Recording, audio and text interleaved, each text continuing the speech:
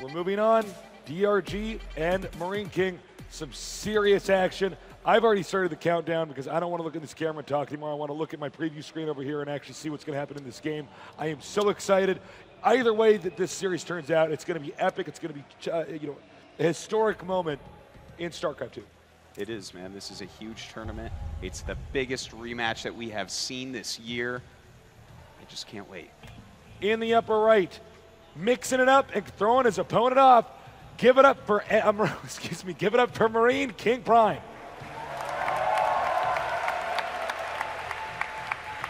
See if I can do this intro better. In the bottom left, being dominated in that previous game, he needs to come back, make some noise for DRG.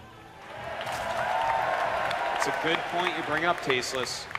DRG was certainly dominated last game. That game could not have felt good. He ran around in circles and had no idea what was going on. He was totally clenching that fish. Guys, just as a reminder, this is your last chance to pick up an MLG Gold membership online. Logging in, you have HD access to all MLG championship events. It's about $30. As soon as MLG Columbus ends, this is not going to be available. So purchase it online now, or you're messing up. That's true. You're messing up. You're messing up. I don't know why you would do that. Drop the ball. Shame on you. Tasteless just wants you to be happy. I tried to help you. Yeah. Yeah. He just wants you to be happy. Let him help you. Yeah. Into this game. Taldir Mulcher, cross spots. This game should be a long game, but this is another game where you can do that roachling all-in shenanigans. Oh, you definitely can. But there's a lot of watchtowers on this map that give good sight radius if Marine King goes for reactored Hellions, which it looks like he's going to already. Getting that gas is the most common opening that we see when you get a gas in this matchup early on. Then it's going to be hard for him to actually sneak that by, because that's part of the reason that he won that game on Shakuras, is that Marine King thought it was just the roaches. He's like, oh, he's doing a roach push. If he had known it was roach baneling, then obviously you have to run back up above your ramp. So I feel like we won't see DRG do that on this particular map. Well, one thing's for sure, we're not going to have any kind of really early rushes. This is another huge map. Yeah. 4 players, too. It takes a while to even find your opponent. Both Zerg and Terran, it can be a little bit difficult as the game goes on to get more expansion. Zerg doesn't have it quite as bad as Terran. TVP on this map is a nightmare for Terran late game. That's true. But, Marine King in this matchup definitely can go ahead and throw up some planetaries in various places, put up missile turrets, and then it's just things like huge baneling attacks that he's going to have to worry about that can take out expansions quite quickly. So we have the factory on the way here. It looks like he's probably going to make, a Tech Lab, excuse me, I was expecting a reactor. Tech Lab over here, Artosis, what do you think we're going to see coming from Marine King? Tech Lab? That is interesting, yeah, that is isn't it? Weird. Well, he might even make a Reaper or something. But then again, the way the factory's positioned. Reaper Hellion is a really nice harassment tool early on Taldir, to be honest. Okay, he's going to move it. And, could it be Blue Flame? I can't imagine him deciding to make a siege tank this early on. But we will see, in fact. We do have a different build this time from DRG. He got that early gas just enough to go ahead and get Zergling speed. And in fact, that scouting SCV never saw that he got gas, so he has no idea. He might be thinking it's the same build. This is where the ultimate twist occurs and he gets strike cannon. I'm like, oh my god. It's never been done before. Not this early. Well, Blue Flame, it is. Hellions on the way, Marines as well. Definitely will see some sort of pressure from this. Yeah, this is a very unorthodox build. It looks doable, but people just don't really do this right now.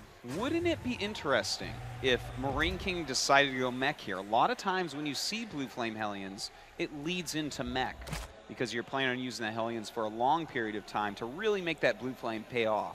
But again, Taldir Altar is one of the biggest, most wide open maps. So to go for a pure mech strategy, it's one of the hardest maps to actually do that on. But hold on, these Zerglings running in. They're going to see those Hellions. Now he has a much better idea of what's going on.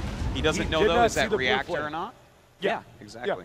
Yeah. And I mean, throughout this MLG, we've seen a lot of reactor Hellions. So I think what's going to happen is when this reactor finishes on the barracks, he's going to swap that out again with the Blue Flame.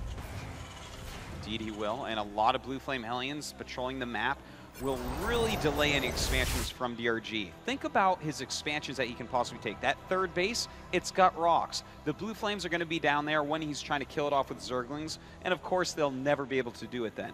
He can't expand over here to the bottom. He can't expand anywhere because the Blue Flames stop all mobility. He has to then choose, do I just kind of wait for after layer, or do I go roaches? Or what do I do? Yeah, and that puts him in kind of a hard spot.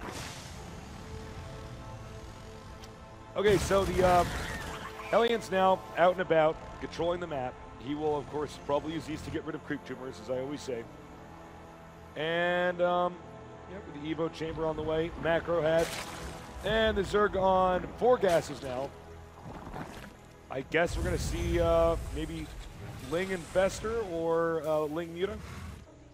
Yeah, you know, that's quite likely. This is a good map for Mutas. You can go Infestor here, but people generally do like the Mutas. There's a lot of clips and stuff that can be abused. A lot of places you can swoop in and then run away. Well, there will be a little bit of downtime right now. They're basically developing their economies. They're gearing up. They're you know, getting the building blocks together so that they have you know, an arsenal that's ready to take on the opposing player's army. So in that downtime, do it again for me. Please get on Twitter. I don't care what you talk about. I don't care if you talk about how tomatoes are rich in lipocin and prevent prostate cancer. Just hashtag MLG in that. Hashtag MLG. That's right. All your tweets. Yep. All your tweets. Tweet at that girl you have a crush on and hashtag MLG. Yeah. Maybe she'll look into what it is and you'll fall in love. Yeah. Oh, of course, man. And if not, because she's not in the games and she's not a keeper. So yeah, and that actually saves you a lot of time. So we've solved all your problems. Looks like the bottom base, if we can get a shot, or well, the rock area is going to be destroyed. So now we're going to get this hatchery up here. Well, DRG right now is investing heavily in Zerglings. He's getting the 1-1, he's getting Bro, and he's getting the Infestation Pit. So he's going to go Infestor Ling here. Wait a minute. I think he's doing a weird timing attack here. Yeah. And with the Infestor Ling choice, it's going to be pretty hard to hold this because those Blue Flame Hellions are just worth their weight in gold minerals against these Zerglings. It's absolutely insane. And with Stim and the Marauders mixed in as well, DRG is going to have to pull a very difficult defense here. And here we go, Stimming, running forward into those Spinecrawlers, targeting down Queens as well. Those Blue Flames trying to kill the Zerglings off. That is a lot of Zerglings, though. Does he have enough to hold it? He's got 3 Blue Flame Hellions in the back. He's pushing it back. The Spinecrawler's almost down. If he can keep the Hellions alive, I think there's no way that he can be stopped here. And so many Marauders still alive here with their high hit points and the regenerate on those medevacs. But the Blue Flames have finally gone down, so the Zerglings can become useful again. But more Hellions coming at the last second. This is going to be pretty hard, but those Zerglings do have the +1 melee attack now that will help out. He is trying to surround here. The medevacs are out of energy. Does DRG have enough to actually hold this off? He's starting to pull his drones down, but there's still Blue Flame Hellions in there. If he gets that Spinecrawler, it's bad news. He's backing up. Reinforcements here. Drones are being melted. And I think he's going to come in here, snipe the Spinecrawler, and that may be the end of this story, at least for this game.